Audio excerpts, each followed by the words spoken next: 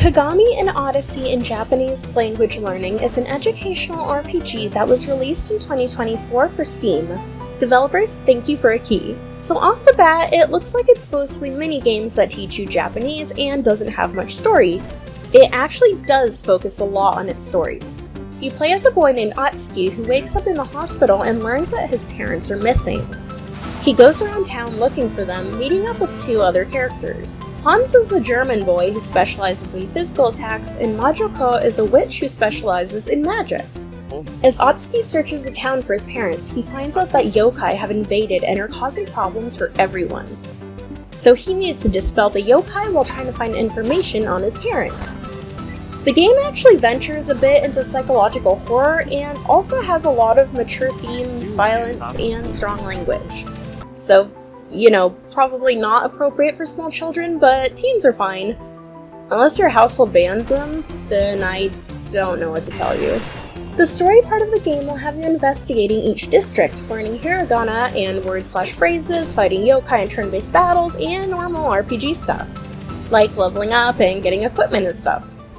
There are 6 areas you can explore, not including the endgame level. Each one has its own theme, like the town, emergency services, businesses, eateries, school, and the Katakana Castle. You'll battle different yokai depending on what area you're in. Each battle starts with a small quiz on hiragana, which also depends on what area you're in. You generally get 3 questions, and how you score on it changes the battle difficulty.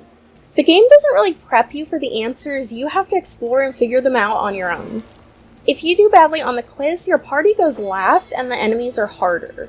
Each party member has their own set of skills that they unlock as they level up. Atsuki specializes in elemental attacks, Hans specializes in physical attacks, and Majoko specializes in dark magic. The more powerful attacks tend to become ridiculous as they unlock, like Hans fishing in a whale to crush enemies. There are no skills that heal as far as I'm aware, so you'll need to stock up on items. There are tons of shops littered around with unique items to restore HP and SP. The hospital sells syringes, and the ramen shop sells ramen. You only have a set amount of inventory space for everything, but you'll probably be using them a lot in battle. There are a handful of weapons and armor as well, giving specific boosts when equipped. I found the ones that seem to be the most powerful, so I just equipped those for most of the game. The sprites don't change at all, which would have been cool though. The boss areas of each section have a trial to go through before fighting the boss. This involves puzzle solving and/or just making your way through a ridiculously hard area. The thing that sucks about these is that if you mess up, you have to start all over again. There was an area where I had to follow a blood trail and couldn't move off of it by even 1 pixel. I had to restart that one over 50 times, and I wanted to rage quit so hard. There were also a couple other areas that I'd have to restart constantly due to getting attacked too many times, and I also wanted to rage quit on these. Some of the trial areas just lasted way too long, and starting all the way over sucked. I also had trouble figuring out where to go or what to do at some points because the quest list was very vague and NPCs didn't really give any helpful information. Mostly the NPCs are just there to give you tips on Japanese language and/or culture, which does come in handy. Most of the learning is up to you. You need to read dialogue and signs and all that in order to learn. The game will not hold your hand and will throw you into a situation where you may have not even seen the words or phrases that are presented to you. So if you think you can just speed through the story without knowing anything, you're gonna have a bad time. There are so many activities that will teach you Japanese, and I would honestly say to focus on one area at a time rather than try to beat the story first. Like I said earlier, NPCs will give you tidbits to help you learn, you can read signs, and there are many, many, many games available. Some I enjoyed, some I didn't. I like the Angry Birds influenced one with the police and the firemen.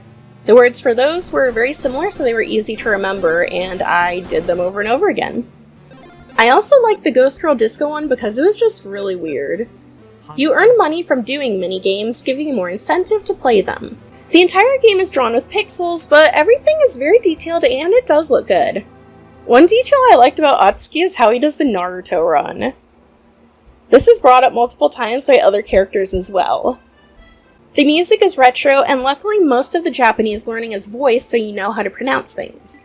Alright, it's time to talk about my problems with the game.